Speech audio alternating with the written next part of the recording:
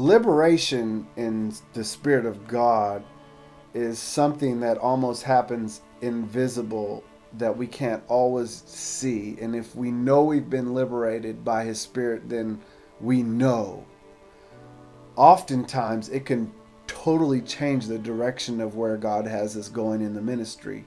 Many people will be doing God's work out of their flesh, so they have to find a place to speak, or they have to have a gathering, they have to have church involvement.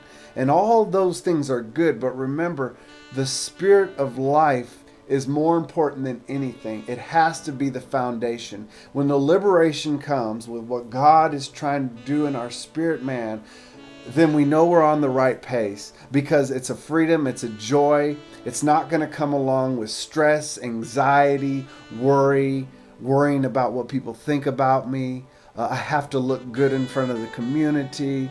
There's going to be a burnout to all of that. That leads to a burnout. But God has a different plan for His children that are experience life in His Spirit. The life in His Spirit gives us freedom. So now we're not so concerned about what other people think, or how they're observing us, or what they're talking about when it comes to us, but rather what we can be doing to satisfy our spirit man versus our flesh. Because the life of the Spirit is what set us free from the law of sin and death. And that life, that's the Spirit of life, it comes often with the baptism of fire. It comes often with that ability to go into a church and just praise the Lord, however you see called to praise the Lord. But that's something, there's a switch, and it needs to be turned on.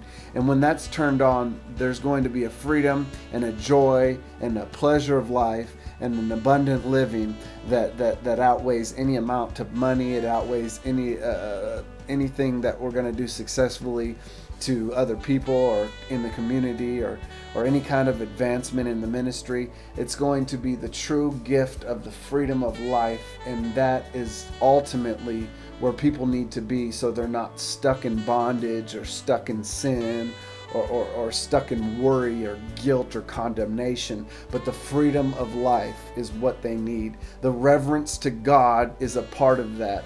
So trying to understand the fear of God and the freedom of the Spirit, it can be often something you can only identify in the invisible. It's something that you cannot see, like faith, but it will happen, and it brings the abundance, and it brings the joy, and it brings honest and sincere ministry.